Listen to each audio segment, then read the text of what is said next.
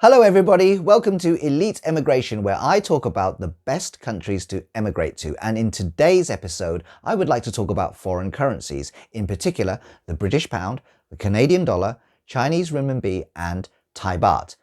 Now I'm going to use past data to extrapolate a trend going forward.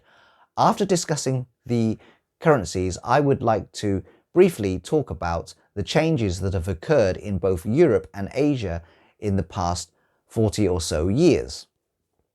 Now, if you are thinking of emigrating to another country, one of the most important considerations is the foreign currency exchange rate.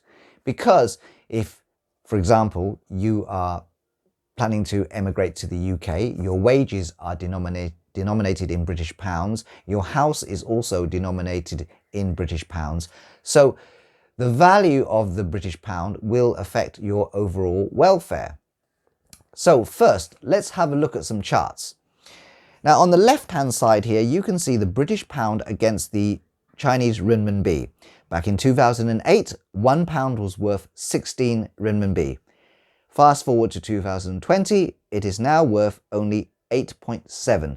So that is a depreciation of about 45%. On the right-hand side, you can see the British pound against Thai baht. Back in 2006, £1 was worth 80 Thai baht.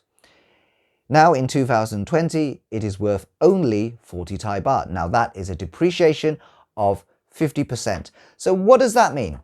Well, let's suppose that back in 2006, you invested £1 million in the UK. Right? You bought £1 million of pound sterling. Fast forward to 2020, you would have lost £500,000. Now this is nothing against the UK, I'm only saying that the British pound is a bad investment. Now let's look at the Canadian dollar. So on the left-hand side, you can see the Canadian dollar versus the Chinese renminbi. Back in 2008, one Canadian dollar was worth 8 renminbi. Now in 2020, it is worth 5.09 renminbi. So that's a depreciation of roughly 35%.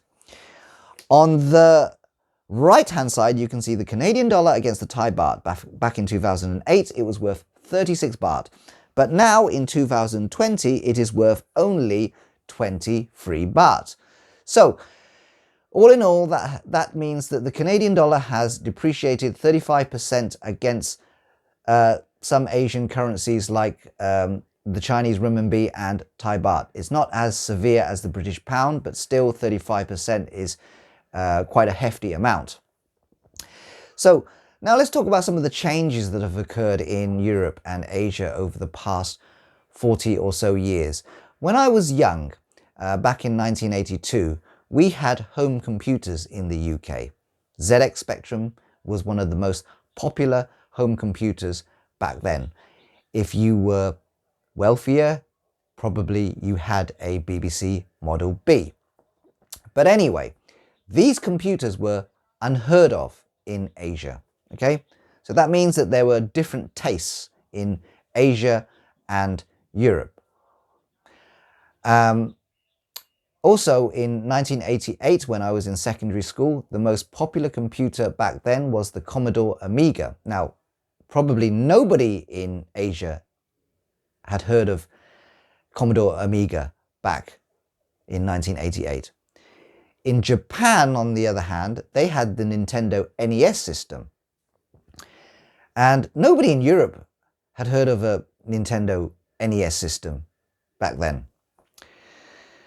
So, but now you fast forward to 2020. If, for example, we have a new phone on the market, right? A lemon phone, for example, then you could probably buy this phone. You can, but you could buy this phone anywhere in the world, okay? So what that means is tastes have actually converged in the world over the past few decades as a result of globalization. And also, I would like to point out that the economic growth in Europe, in Asia, has actually improved over the past few decades. Now, I'm a Bruce Lee fan. If you've ever watched the movie, The Big Boss, which was filmed in 1971 in Thailand, you could see that back in 1971, Thailand was a very poor country. But now in 2020, Thailand is a middle-income country. Back in 1971, Vietnam was in the midst of a civil war, but in 2020, Vietnam has one of the highest economic growth rates in the world, averaging roughly 8%. China is another good example.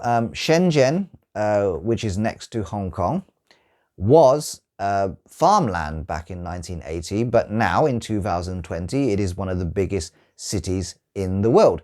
So, what is my conclusion? Well, from an investment point of view, I think that it's better to invest in Asian currencies such as the Chinese renminbi and Thai baht, as opposed to the British pound or the Canadian dollar. You're probably going to lose money if all your money is in British pounds or Canadian dollar. And the best thing to do is have a portfolio of currencies in order to lower your risk. The second thing is, I think that the world has converged over the past several decades. So whether you live in Europe or Asia, you can buy the same products, but the economic growth is a lot stronger in Asia now. And there are more changes in Asia.